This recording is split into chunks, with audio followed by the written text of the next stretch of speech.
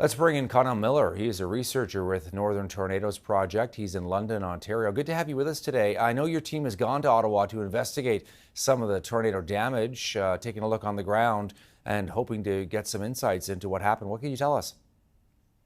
Sure. So what we've seen so far is minor structural damage. So no roofs that have been completely ripped off, but certainly a lot of shingles and roof decking and sheathing that have been launched and thrown for kilometers. This tornado generated some pretty significant debris. So you see things like 2x4s embedded into buildings. You see cars with windshields gone, houses with windows completely smashed. And like you said, I believe a bit earlier, a bit of a smaller path length, but obviously path length doesn't necessarily dictate the severity of the event. So. How rare is this kind of thing, Connell? So since the Northern Tornado Project has been founded in 2017, we've been finding that Canada gets approximately 120 tornadoes per year.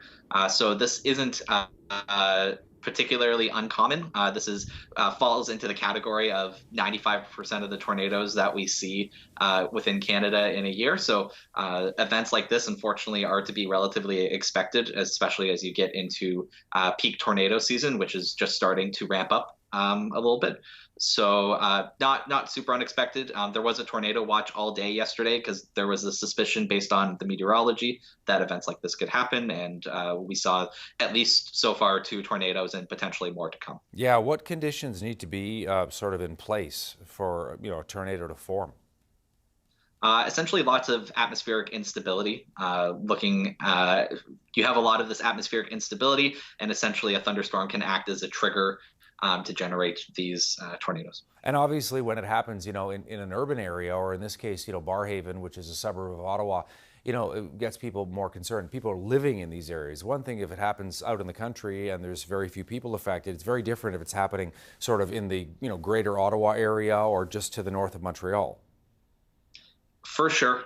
Canada does have a very low population density, so it's always a significant event when it goes through a dense subdivision like we saw in the Barrhaven area there.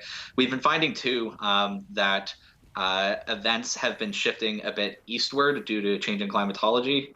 Normally, we would say the bullseye for tornadoes would be in the southern Saskatchewan area, but we've been finding it's been shifting eastward to eastern Manitoba, as well as the Nickel Belt region, which is Timmins, as well as the Ottawa region. There's been plenty of significant tornadoes in the Ottawa region in the past few years, as well as a very significant derecho that happened in May of last year. Connell Miller with the Northern Tornadoes Project. Hey, listen, thanks for taking a bit of time for CTV on this Friday. Much appreciated. No worries. Take care.